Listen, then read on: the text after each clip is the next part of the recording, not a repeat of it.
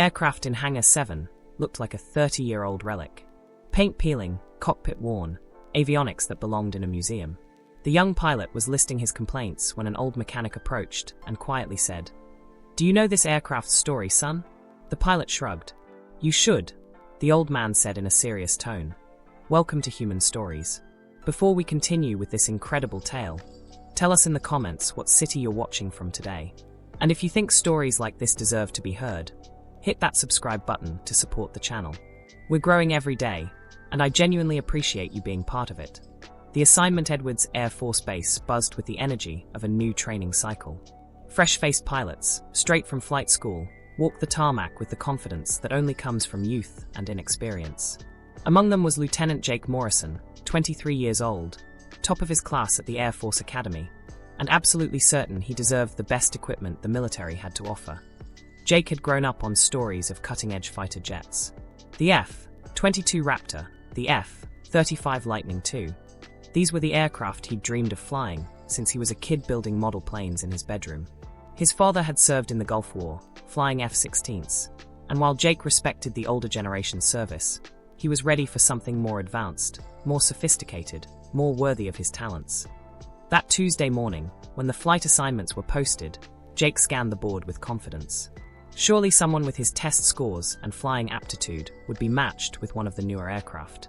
His smile faded as he found his name next to Hangar 7-F-16C Block 30. "There must be some mistake," he muttered, double-checking the assignment sheet.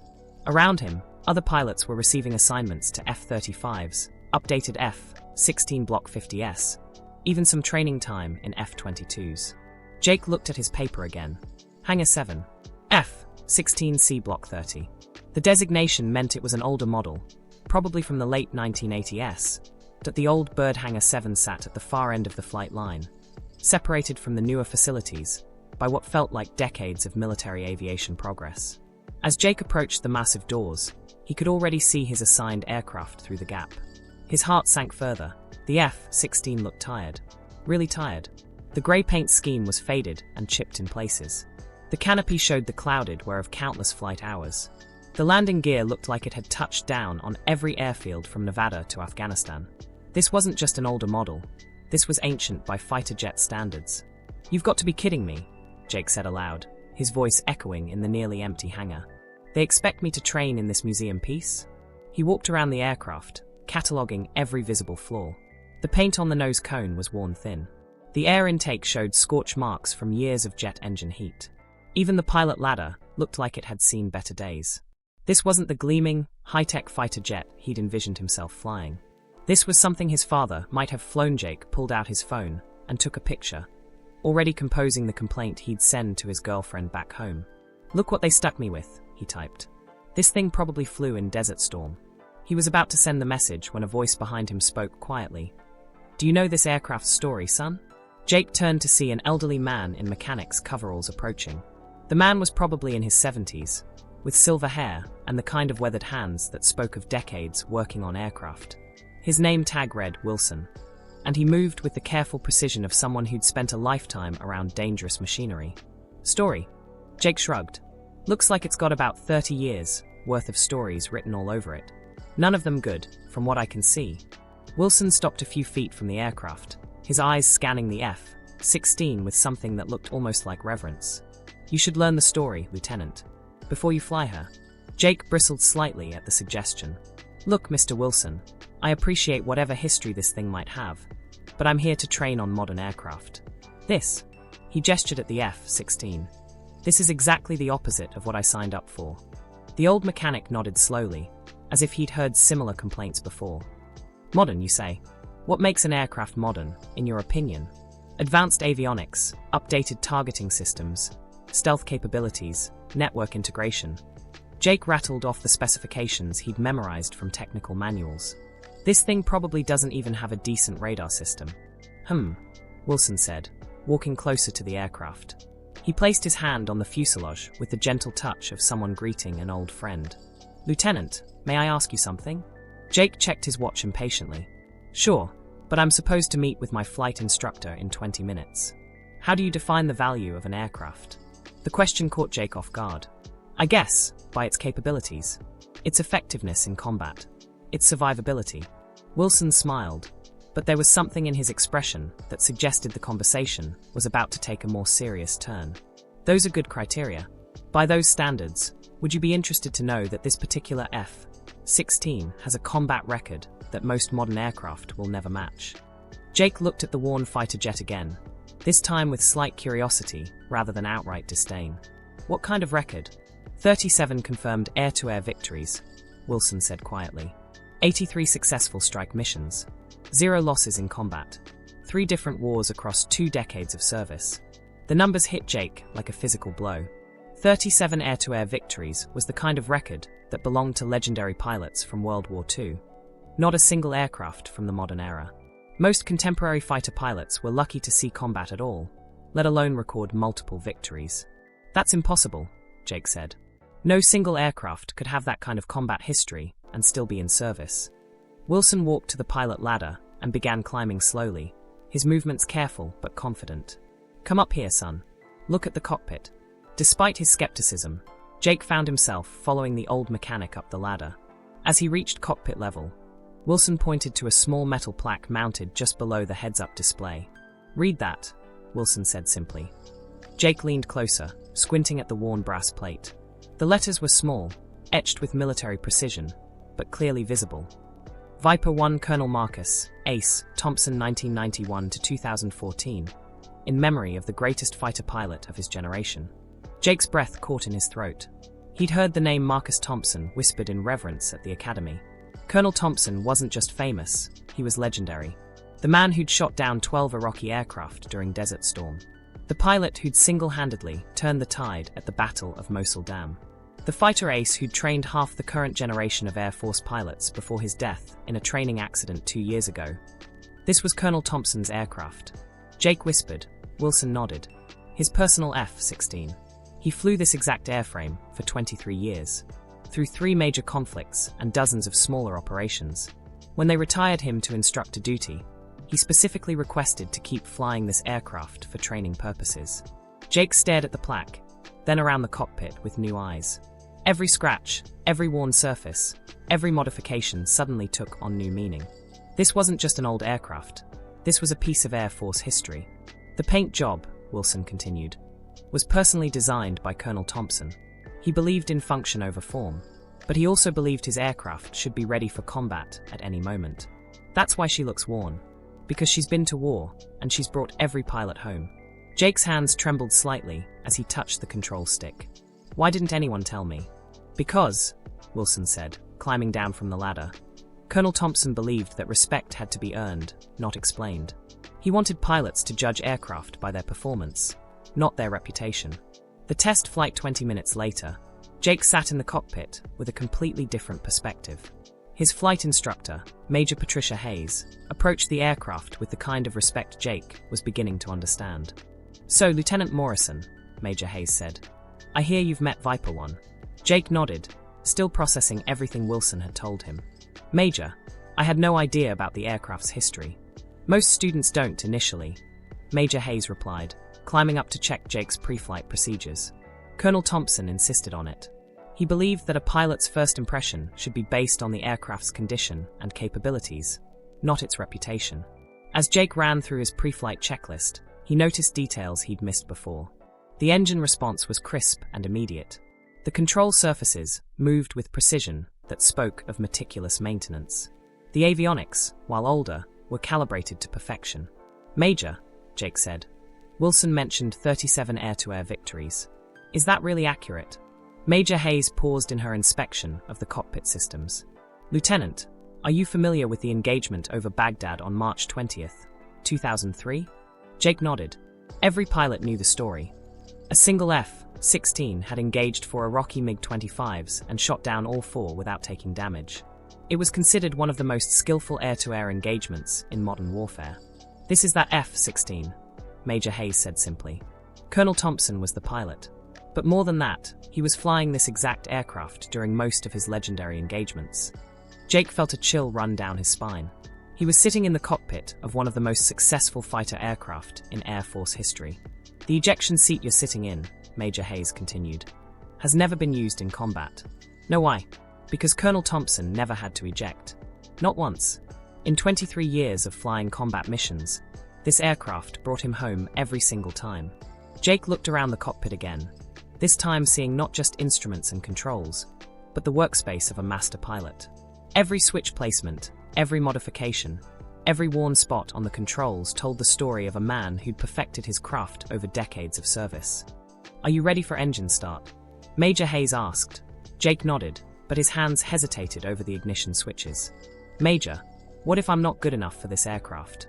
It was the first time since arriving at Edwards that Jake had admitted any doubt about his abilities. Major Hayes smiled, recognizing the shift in the young pilot's attitude. "Lieutenant, Colonel Thompson specifically requested that this aircraft continue to be used for training. He believed that exceptional aircraft should be used to create exceptional pilots, not preserved in museums." Jake took a deep breath and began the engine start sequence. As the F-16's engine spooled up, he felt the power and precision that had carried Colonel Thompson through dozens of combat missions. The aircraft responded to every input with the accuracy of a finely tuned instrument. "Tower, Viper 1 requesting clearance for training flight," Jake said into his radio. The response came immediately. "Viper 1, cleared for takeoff. Fly her like the Colonel would, son." The flight as Jake rolled down the runway, he felt the F-16 respond to his inputs with a precision that surprised him. The aircraft wasn't just airworthy, it was exceptional. The engine provided smooth, powerful thrust. The controls responded with the kind of sensitivity that spoke of perfect maintenance and expert calibration. Lifting off from Edwards Air Force Base, Jake began to understand why Colonel Thompson had chosen this particular aircraft as his personal mount. It wasn't the newest or the most advanced, but it was perfectly balanced, completely reliable, and utterly responsive to pilot input. "How does she feel, Lieutenant?" Major Hayes asked through the radio from the chase plane. "Incredible," Jake replied honestly. "I've never flown anything this responsive." For the next hour, Jake put the F-16 through a series of training maneuvers. Each exercise revealed new aspects of the aircraft's capabilities. The turning radius was tighter than he'd expected. The acceleration was smoother and more powerful than modern simulators had suggested. The weapons systems, while older, were calibrated with a precision that made targeting almost effortless. "Major," Jake said during a brief level flight break, "this aircraft outperforms every simulator I've trained on." "That's because simulators are programmed for average aircraft performance," Major Hayes replied. "Viper 1 isn't average. She's been maintained and modified to the exact specifications Colonel Thompson developed over 2 decades of combat experience."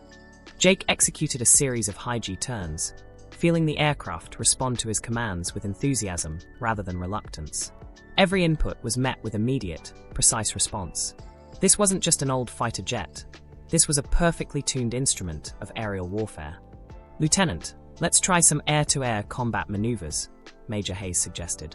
"See how she handles in a simulated engagement." For the next 20 minutes, Jake engaged in mock combat with Major Hayes' aircraft.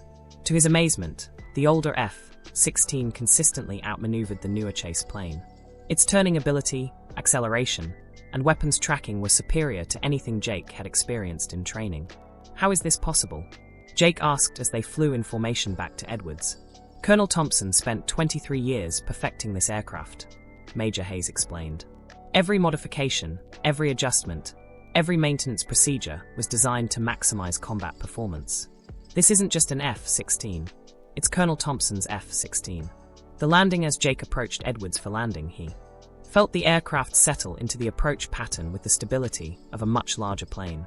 The landing was smooth and controlled, the F-16 touching down with the precision of an aircraft that had made thousands of combat landings. Rolling to a stop in front of Hangar 7, Jake sat in the cockpit for a moment, trying to process what he'd just experienced. This aircraft wasn't just airworthy, it was exceptional. Every system, every response, every characteristic spoke of decades of combat experience and expert maintenance. Wilson approached as Jake climbed down from the cockpit. The old mechanic's expression was knowing, almost amused. "Different from what you expected, Lieutenant?" Wilson asked. Jake nodded, still somewhat stunned. "Mr. Wilson, that was the most incredible flying experience of my life. I've never been in an aircraft that responsive, that precise." Wilson smiled, the same expression he'd worn earlier. "Now you understand why Colonel Thompson chose this particular F-16. It's not about age or technology, son. It's about capability and reliability. Jake looked at the aircraft again, seeing it completely differently than he had just hours before. The worn paint wasn't a sign of age. It was evidence of service. The scratched canopy wasn't damage. It was experience. The weathered exterior wasn't deterioration. It was history. "Mr. Wilson," Jake said, "may I ask you something?" "Of course. How long have you been maintaining this aircraft?" Wilson's expression grew serious. 28 years, Lieutenant. I was Colonel Thompson's crew chief from his first assignment as a second lieutenant until his death 2 years ago. Jake felt another chill. He was talking to the man who had maintained the most successful fighter aircraft in modern Air Force history. Every pre-flight inspection, every post-flight maintenance check, every modification. I did them personally, Wilson continued. Colonel Thompson trusted me with his life, and I made sure this aircraft never let him down. Jake understood now why Wilson had been so insistent about learning the aircraft's story. This wasn't just maintenance, it was a sacred trust. "Sir," Jake said formally, "I owe you an apology.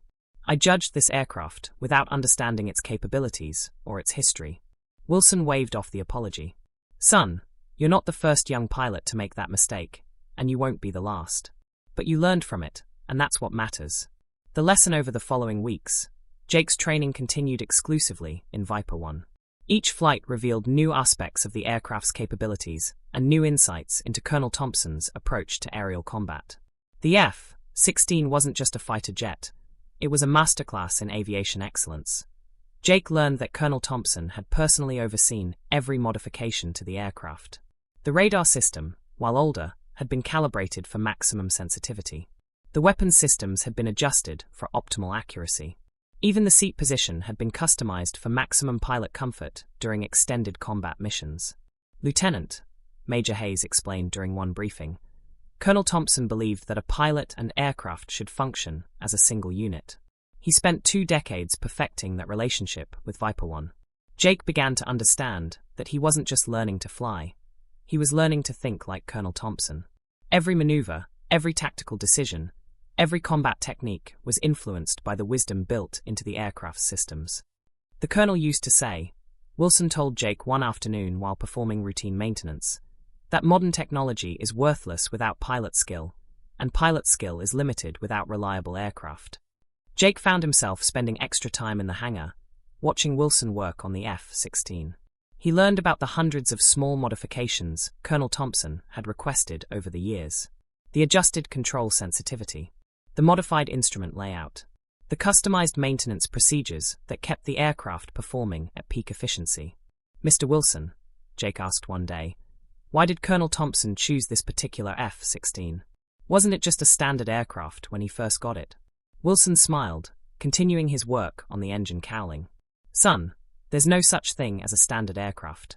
Every airframe has its own characteristics, its own personality. Colonel Thompson could feel the potential in this one from the first flight." Jake began to understand that the relationship between Colonel Thompson and Viper 1 had been more than professional. It had been personal. The aircraft wasn't just a machine to him, it was a partner. The final flight after 8 weeks of training, Jake was scheduled for his final check ride in Viper 1. As he completed his pre-flight inspection, he realized how much his perspective had changed. The worn surfaces that had initially disappointed him now spoke of reliability. The older systems that had seemed inadequate now revealed their precision and dependability. "Ready for your check ride, Lieutenant?" Major Hayes asked, approaching the aircraft. "Yes, ma'am," Jake replied, though he felt a strange sadness about completing his training. Flying Viper 1 had become the highlight of his Air Force experience. The check ride was flawless. Jake executed every maneuver with precision that surprised even himself. The aircraft responded to his commands with the same enthusiasm and accuracy it had shown on his first flight. When they returned to Edwards, Major Hayes was smiling. "Congratulations, Lieutenant Morrison," she said as they climbed down from their aircraft. "That was some of the finest flying I've seen from a training pilot." Jake felt pride, but also a sense of loss. His training in Viper 1 was complete, which meant his next assignment would be to a different aircraft, probably at a different base. "Major," Jake said, "what happens to Viper 1 now?"